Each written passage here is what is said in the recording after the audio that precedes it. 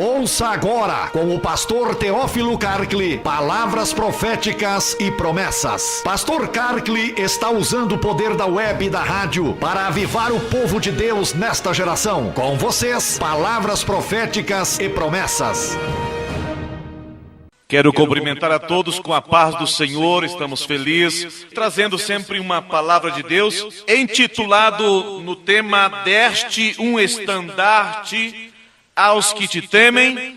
Quero fazer leitura da palavra do Senhor no Salmo número 60, versículo 4, apenas o versículo 4, um versículo novo, um versículo muito interessante que diz assim a palavra do Senhor: Deste um estandarte aos que te temem, para fugirem de diante do arco. Deste um estandarte aos que te temem, para fugirem de diante do arco. Por convenções, as nações criam seus símbolos pátrios: o escudo, o hino nacional e a bandeira. Inclusive, existem duas nações que já têm esses elementos, mas ainda não têm território, como é o caso de Palestina, que já tem a sua bandeira, mas ainda não foi reconhecida mundialmente com o seu território. E existe outra nação que já tem sua bandeira localizada no Iraque, chamada de Kurdiquistão.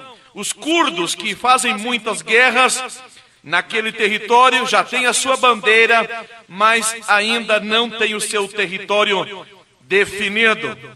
Esse salmo, Salmo número 60, ele faz contexto de uma guerra feita por Davi contra os filhos de Amon e contra os sírios.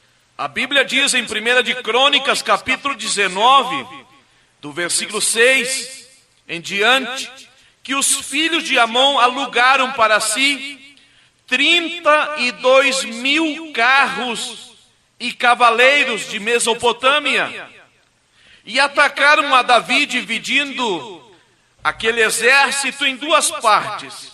Atacaram pela vanguarda e atacaram pela retaguarda. Mas o texto sagrado diz que ambos exércitos fugiram diante de Davi. Percebo nesse Salmo 60 a devoção de Davi, mesmo estando em guerra. Ele serve ao Senhor, ele canta ao Senhor, louva ao Senhor na adversidade e na prosperidade. Nesta ocasião nós estaremos falando então sobre o estandarte como símbolo da vitória. Na verdade, a bandeira, o estandarte ou o pendão tem vários símbolos na história. Simboliza a soberania de um país, simboliza a segurança, a unidade, a conquista, a estabilidade e a paz. Todas as nações soberanas exibem suas bandeiras em tempo de prosperidade ou em tempo de guerra. Espiritualmente falando, para nós como povo de Deus, como cristão que somos, é muito importante observar a posição da nossa bandeira espiritualmente falando. Todo cristão deve exibir sua bandeira da vitória. Eu te pergunto nessa noite, como está a tua bandeira? Nossa bandeira como soldado de Jesus deve estar numa posição assim, erguida, desfraldada, arvorada e içada. Bandeiras que não estão nessa posição de vitória podem estar caídas, retiradas, guardadas e, pior ainda, extraviadas e esquecidas. Analisando profundamente esse Salmo número 60, descobrimos que Davi foi um estandarte para Israel. O seu governo foi brilhante, memorável, conquistador. Os filhos de Coré, no Salmo 45, dos versículos 1 ao versículo 17, descreve o reinado de Davi. Esse salmo também tipifica o governo de Jesus Cristo. Observe que palavras lindas nós encontramos aqui, se referindo a Davi. Tu és o mais formoso dos filhos dos homens. Nos teus lábios se extravasou a graça. Por isso Deus te abençoou para sempre. Cinge a espada no teu flanco, herói, cinge a tua glória e a tua majestade. E nessa majestade cavalga prosperamente pela causa da verdade e da justiça. A tua destra te ensinará proezas. As tuas setas são agudas, penetram o coração dos inimigos do rei. Os povos caem submissos a ti. Interessante também encontrar no Salmo 60, lá no final do Salmo 60, no versículo 10 e no versículo 11, o salmista Davi está pedindo para Deus não sair do seu exército ou do exército de Israel. Não nos rejeitaste, ó Deus? É uma pergunta que Davi faz. Tu não sais, ó Deus, com os nossos exércitos? Eu posso perceber que a resposta a estas perguntas era um sim rotundo da parte de Deus. Sim, eu sempre saio com vocês nas batalhas, nas guerras. Muitas delas não foi nem preciso os soldados lutarem, porque o Senhor trouxe a vitória, trouxe a vitória enquanto eles cantavam, confundindo seus inimigos e fazendo seus inimigos fugirem da presença do rei, da presença do comandante e da presença do exército. O salmista, nesse versículo 10 e 11 do Salmo 60, diz assim: presta-nos auxílio na angústia, pois em vão é o socorro do homem. E ademais o salmista revela a sua confiança no versículo 12. Ele diz: em Deus faremos proezas, porque Ele mesmo calca aos pés os nossos adversários. Leio novamente: em Deus faremos proezas, porque Ele mesmo calca aos pés os nossos adversários. Se você quer ler algumas das vitórias de Davi conseguidas nas guerras, eu te recomendo ler no livro de 2 Samuel, capítulo 8. Vai encontrar ali uma sequência de vitórias. Em 2 Samuel, capítulo 8, versículo 6, diz que o Senhor dava a vitória a Davi por onde quer que ele fosse. Por onde quer que Davi ia, o Senhor concedia vitória ao seu servo. Tem um texto escatológico fazendo referência a Jesus Cristo, mas chamando ele também de pendão, de estandarte. Isaías capítulo 11, versículo 10.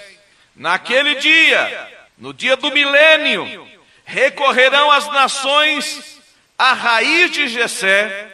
Isso faz referência a Jesus Cristo, que está posta por estandarte dos povos.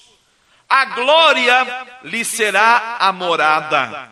Pois se Jesus é o estandarte, ou será o estandarte, no milênio, eu posso te dizer que Jesus hoje pode ser o teu estandarte. E quando leio novamente o versículo inicial, deste um estandarte aos que te temem, você pode tomar a pessoa de Jesus Cristo como teu estandarte, se é que você teme o nome do Senhor. E nesse estandarte, e nessa pessoa, e no seu nome, no nome de Jesus, nele nós nos gloriaremos, nele nós tiramos ânimo, nele nos unimos, nele o seu nome triunfaremos nas batalhas contra as trevas. E debaixo do comando dele triunfa a igreja. Quando levantamos ou usamos o nome de Jesus, os nossos inimigos fogem. pois eles conhecem esta bandeira marcada de sangue, conquistada na cruz do Calvário. Agora é interessante que diz o texto: deste um estandarte aos que te temem. Para quê? Para fugirem diante do arco. Em todas as igrejas, em todas as épocas, todo o povo de Deus, em determinadas ocasiões, estão buscando, pedindo uma vitória da parte de Deus. E eu vou te ensinar uma coisa tremenda nessa noite. Como você pode receber a vitória de Deus fugindo. Deste um estandarte aos que te temem, para fugirem de diante do arco. Muitos crentes querem enfrentar, querem discutir, dar uma resposta ao ofensor, mas vamos ver o que a Bíblia nos ensina. Coisas que nós devemos fugir. A primeira coisa que nós devemos fugir é fugir da idolatria. Isso nós encontramos em 1 Coríntios capítulo 10, versículo 14. Portanto, meus amados, fugi da idolatria. Creio que não existe entre nós pessoas que sofram tentações pela idolatria tradicional que está impregnada na sociedade. Creio que não sofremos tentações tipo assim, servir outro Deus, se inclinar diante de uma imagem de escultura. A tentação do povo evangélico, a tentação do povo de Deus pode ser outra coisa. Tudo aquilo que venha dominar a tua mente pode se transformar numa idolatria. Nós estamos nos aproximando da Copa do Mundo e o futebol pode se transformar numa idolatria. Os canais de televisão estão cheios de novelas e as novelas podem se transformar numa idolatria. E outras coisas, jogos, internet, PlayStation, Coca-Cola, chocolate, tudo aquilo que vem a dominar a sua mente, você não pode viver sem aquilo e perde muito tempo diante do PlayStation, por exemplo. Aquilo se transformou numa idolatria. Você quer receber a vitória da parte do Senhor? Foge então da idolatria. O apóstolo Paulo fala que a avareza, a segunda coisa que nós devemos fugir, avareza também é idolatria, em Colossenses capítulo 3, versículo 5. E para Timóteo ele falou assim, 1 de Timóteo capítulo 6, versículo 10 e 11. Porque o amor do dinheiro é a raiz de todos os males.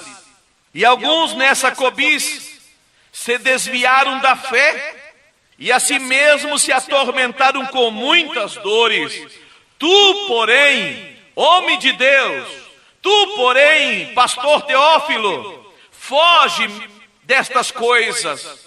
Antes segue a justiça, a piedade, a fé, o amor, a constância e a mansidão. E outro conselho ao apóstolo aí, dando a seu filho Timóteo, era para fugir das paixões juvenis. Segundo de Timóteo, capítulo 2, versículo 22, fala isso. Foge, outro sim, das paixões da mocidade. Segue a justiça, a fé, o amor e a paz com os que de coração puro invocam ao Senhor. Muitas vezes eu ouvi isso quando era solteiro, das paixões das mocidades. Mas na nossa época, inclusive agora, não só a mocidade estão caindo nessas paixões, mas até homens de cabelo branco perderam a cabeça, se meteram em confusões, não fugiram das paixões e hoje estão sofrendo as consequências da sua imprudência. Provérbios 27, 12 diz: o prudente vê o mal e não vai lá ver o que se trata. O prudente vê o mal e esconde-se, mas os simples passam adiante e sofrem a pena. A quarta coisa que nós devemos fugir é da insensatez. Provérbios capítulo 14, versículo 27. Foge da presença do homem insensato. Foge, sai correndo, porque nele não divisarás lábios de conhecimento. Diga com quem andas, que eu direi como será a tua vitória. Nós encontramos um conselho de Paulo, falando de 18 tipos de pessoas, 18 tipos de homens ou mulheres, que nós devemos fugir e não fazer amizade com eles.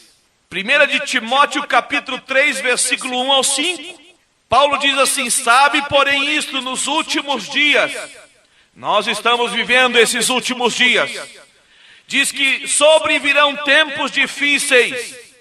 E não é pelo clima, não é pelo dinheiro, não é pela saúde, mas pelos homens desses últimos dias, que seriam egoístas, pode contar no teu dedo, egoístas, avarentos, jactanciosos, arrogantes, blasfemadores, desobedientes aos pais, ingratos, irreverentes, desafeiçoados, implacáveis, caluniadores, sem domínio de si, cruéis, inimigos do bem, traidores, atrevidos, enfatuados, mais amigo dos prazeres que amigo de Deus.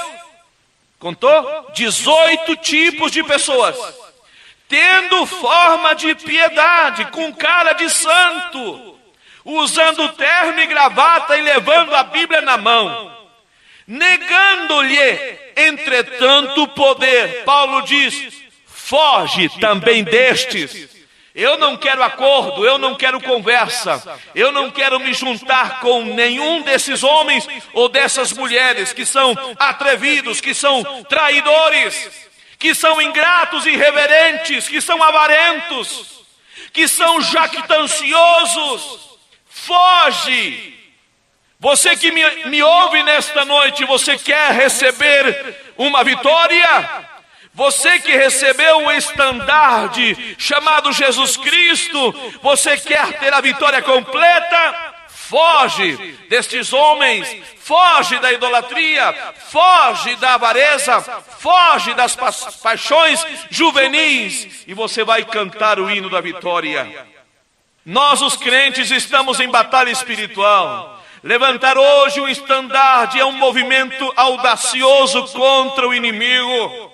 O inimigo das nossas almas, Satanás, ele precisa ver que na nossa mão nós temos uma bandeira levantada. Eu gosto muito daquele texto de Isaías 59:19.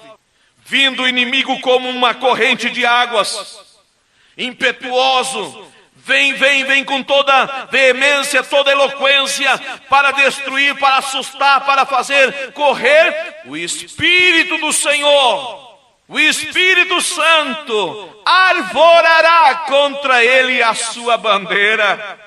O estandarte então tem que ser visível.